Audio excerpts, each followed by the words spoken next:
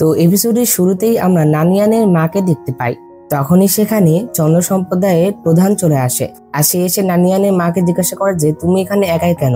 তখন নানিয়ানের মা বলে যে তুমি অনেক দেরি করে ফেলেছো, সবাই এখান থেকে চলে গিয়েছে। তখন প্রধান বলেন যে তাহলে তুমি এখান থেকে যাচ্ছ না কেন।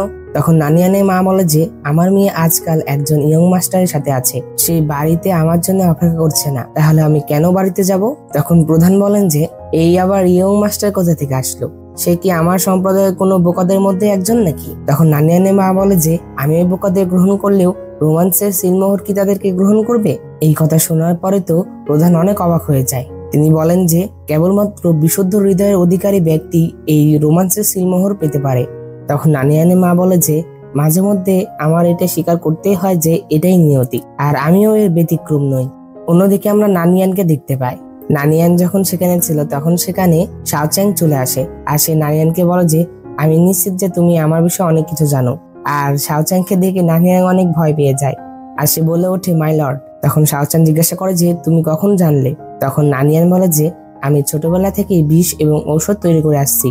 আমি পৃথিবীর সকল বিষাক্ত পোকামাকড়ের সম্পর্কে জানতাম, তাই আমি ক্যান্ডেল লাইট বিটলসের কথা জানতাম।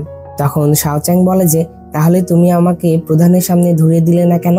তখন ইয়ান বলে যে আমার মায়ের জন্য, আর আমি তোমাকে আগেই বলেছি যে আমি আমার মায়ের অসুস্থতার জন্য চিকিৎসা শেখার জন্য আমি চন্দ্র সম্প্রদায়ে এসেছি। আর যদি আমি প্রধানকে এটা বলে দিতাম যে আমি তোমাকে জোর করে এখানে রেখেছি, তাহলে তো আমিও দোষী হতাম, আর তারা আমাকে আর এই সম্প্রদায়ে থাকতে দিত না, যেটাতে আমি আর আমার মায়ের চিকিৎসা করতে পারতাম না। কিন্তু আমি মাঝে মধ্যে ভুল করে ফেলি, যখন আমি ঘুমের মধ্যে হাঁটি।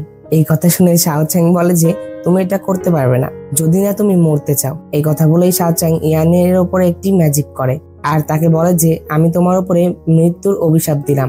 তখন নানিয়ানের এটা বিশ্বাস হয় না, যেটাতে শাওচ্যাং তাকে বিশ্বাস করিয়ে দেয়। আর তখন নানিয়ান বলে যে আমি আর কখনো ঘুমের মধ্যে হাঁটবো না। তখন শাওচ্যাং বলে যে কিন্তু আমি তোমাকে মনে করিয়ে দিই যে তুমি যখন আমার থেকে 3 মাইলেরও বেশি দূরে থাকবে তখন মৃত্যুর অভিশাপ সক্রিয় হয়ে যাবে, আর সেটি অটোমেটিকলি ভাবেই শুরু হয়ে যাবে। তারপর তোমার শরীর বিস্ফোরণ হয়ে মারা যাবে। কি তোমার কি সন্দেহ হচ্ছে? তুমি চেষ্টা করে দেখতে পারো। তখন নানিয়ান বলে যে না। তো শাওচ্যাং এর এই কথাগুলো শুনে নানিয়ান তো অনেক ভয় পেয়ে গিয়েছিল। এরপরে রাতের বেলা শোয়ার সময় নানিয়ান ভাবতে থাকে যে আমি কেন যে তার কাছে এটা প্রকাশ করতে গেলাম যে আমি তাকে জেনে ফেলেছি। কিন্তু যাই হোক, আমার এখন চুপ করে বসে থাকলে হবে না, আমার তার অভিশাপটি ভাঙাতেই হবে। অন্যদিকে আমরা টিংকে দেখতে পাই। ইয়ান টিং এর কাছে এসেছিল তার সেই মৃত্যুর অভিশাপটি ভাঙানোর জন্য। আর সেখানে আমরা দেখতে পাই টিং শাওচ্যাং এর একটি পিকচার আর্ট করেছিল, যেটি অনেক ফানি ছিল। এরপরে টিং নানিয়ানের জন্য অনেক অদ্ভুত একটি রিচুয়াল করে, যেটা দেখে নানিয়ান বুঝে যায় যে